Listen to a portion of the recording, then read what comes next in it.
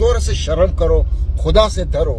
ये फितना खोरी चोर और फितना खोरी, कब तक तुम फितना करे? इंडिया जापान को बीट करने, पीछे छोड़ने और दुनिया की तीसरी बड़ी इकोनॉमी मईशत बनने के लिए गेयर अप कर चुका है। तुम लोग वो नहीं जानते, बस समझते बस नमाज करेगा जन्नत में जाएगा। नहीं भाई, तुम जानते ये फितना क्या चीज है? ये फितना कत्ल से भी ज्यादा है। India gears up to overtake Japan in 2027। उसके ऊपर यूएई के एक शेख ने उसको काउंटर किया और ये कहा है कि आप जो पाकिस्तानी हो वो हमेशा पर्सनली जाते हो, इसी फितने की वजह से तुम लोग भिखारी हो और तुम लोग पीछे रह गए हो, तुम्हारा वतन जो है, मुल्क जो है वो पीछे रह गया और आज भी दुनिया तुम लोगों को कुछ नहीं समझती। ये एनालाइज किया है जो इकोनॉमिस्ट है उन्होंने, तो वो कह रहे हैं कि जो एनालाइज किया जा रहा है लगता है कि उससे भी कहीं ज़्यादा जल्दी इंडिया थर्ड लार्जेस्ट इकोनॉमी दुनिया की बन। यूएई के एक पेंटर हैं जिनका नाम है अकबर भाई, उनकी जानिब से 55 पेंटिंग्स गिफ्ट की गई हैं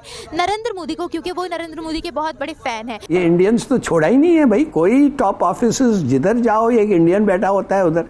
अब सवाल यहाँ ये है कि मुस्लिम, अगर हम डिफरेंट मुस्लिम कंट्रीज की बात करें, मालदीव्स की बात करें, अफगानिस्तान की बात करें, बांग्लादेश की बात करें, सऊदी अरबिया की बात करें, यूएई की बात करें, तो सब लोग नरेंद्र मोदी को बहुत ज्यादा पसंद करें। जय हिंद दोस्तों, very warm welcome to Hindustan special channel. जैसा कि दोस्तों आपने क्लिप में देखा, पाकिस्तानी मीडिया ये चर्चा करा है कि 2027 तक भारत जापान को पीछे छोड़ दुनिया की तीसरी सबसे बड़ी अर्थव्यवस्था बन जाएगा। आर्थिक रूप से विकसित दुनिया के बड़े बड़े देशों की अर्थव्यवस्थाओं पर रूस यूक्रेन युद्ध, महंगाई में इजाफे के कारण संकट के बादल छाए हुए हैं।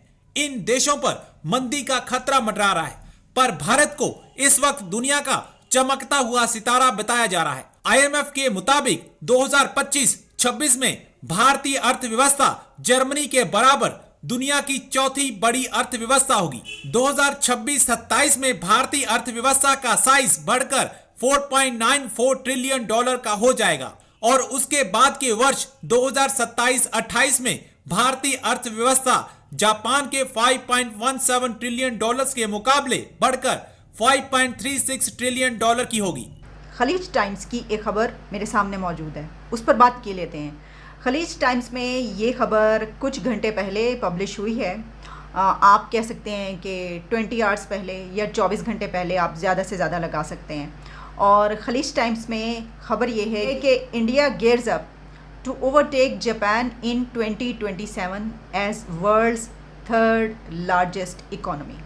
आप जानते हैं कि हम जियोपॉलिटिकल न्यूज़ पर बात करते हैं, हम जो दुनिया के बड़े बड़े मामला चल रहे हो, करंट अफेयर्स के, सियासत के, पाकिस्तान की सियासत पर भी हम बात करते हैं, लेकिन हम ऐसी ख़बरों पर भी बात करते हैं जो कि दुनिया के न्यूज़पेपर्स या दुनिया के मीडिया आउटलेट्स उसको पब्लिश कर रहे होते हैं। उसमें उन्होंने रिपोर्ट्स पेश की होती हैं, तज्ज़िये किए होते हैं। और खलीज टाइम्स की ये न्यूज़ ये कह रही है, ये खबर ये है कि India gears up to overtake Japan in 2027 as world's third largest economy।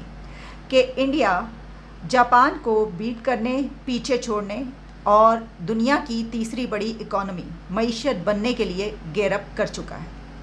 अब इस खबर की डिटेल्स क्या है? हमने इस तरह की खबरों पे तो बात की है पहले, लेकिन हमने खलीज टाइम्स की इस न्यूज़ पर, ये नई खबर है तो इस पर हमने पहले बात नहीं की। अब इसमें क्या कहा जा रहा है? The looming global recession and the fast dropping growth rates of Japan and Germany, currently the third and fourth largest economies in the world, are key factors helping the world's fastest growing major economy to realize its goal sooner than estimated by economists and analysts।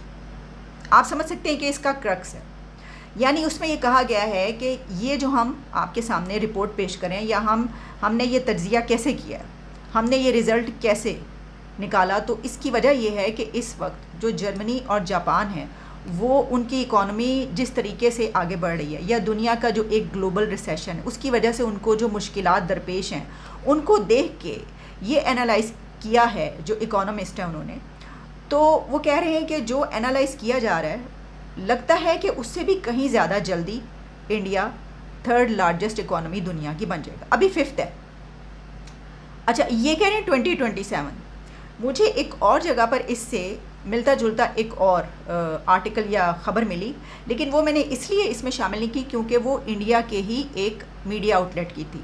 तो हमें जब इस तरह की खबर देखते हैं तो कोशिश मेरी ये होती है कि हम न्यूट्रल वो लें, यानी ये कि अगर फ़र्ज़ करें ना हम अपनी बात करें तो हम अपने उसमें मीडिया में हम अच्छी खबर करेंगे, अपने उस पर छुपा जाएंगे बहुत सारी चीज़ें। लेकिन अगर कोई थर्ड पार्टी उसको कर रही होगी या कोई और उसको लिखेगा तो वो उसमें जितने भी लूप होल्स हैं, जितनी खामियां खराबियां हैं, वो भी उसको बयान करेगा। तो इसलिए मैंने कहा कि खलीज टाइम्स की ये खबर लेते हैं।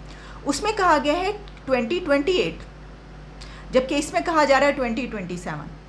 तो इसका मतलब है कि जो बाहर के एनालिस्ट हैं वो इसको ज़्यादा जल्दी होते देख रहे हैं। यूएई के एक पेंटर हैं जिनका नाम है अकबर भाई, उनकी जानिब से 55 पेंटिंग्स गिफ्ट की गई हैं नरेंद्र मोदी को, क्योंकि वो नरेंद्र मोदी के बहुत बड़े फ़ैन हैं। अब सवाल यहाँ ये है कि मुस्लिम, अगर हम डिफरेंट मुस्लिम कंट्रीज़ की बात करें, मालदीव्स की बात करें, अफगानिस्तान की बात करें, बांग्लादेश की बात करें, सऊदी अरबिया की बात करें, यूएई की बात करें, तो सब लोग नरेंद्र मोदी को बहुत ज़्यादा पसंद करें, ना सिर्फ पॉलिटिकल लेवल पर बल्कि अगर हम पूरी कंट्रीज़ की बात करें तो उसमें भी नरेंद्र मोदी की बहुत ज़्यादा रिस्पेक्ट है। और ये मिसाल आज आपके सामने है कि आज गुजरात में वो पेंटिंग्स लगाई गई है। इसके बरक्स अगर हम पाकिस्तान की बात करें तो पाकिस्तान के लीडर्स के लिए इतनी रिस्पेक्ट शो नहीं की जाती, हमारी कंट्री के लिए इतनी रिस्पेक्ट शो नहीं की जाती, मुस्लिम कंट्रीज़ की जानिब से भी नहीं और ना ही मुस्लिम कंट्रीज़, नॉन मुस्लिम कंट्रीज़ की जानिब से। इसके पीछे की क्या वजूहात हैं? दुबई के एक पेंटर हैं जिनका नाम है अकबर भाई, उन्होंने 55 जो पेंटिंग्स हैं वो बनाई हैं नरेंद्र मोदी की, जिसमें उन्होंने उसके विजन, नरेंद्र मोदी के विजन को और उनके स्ट्रगल्स को बीच में बयान किया है।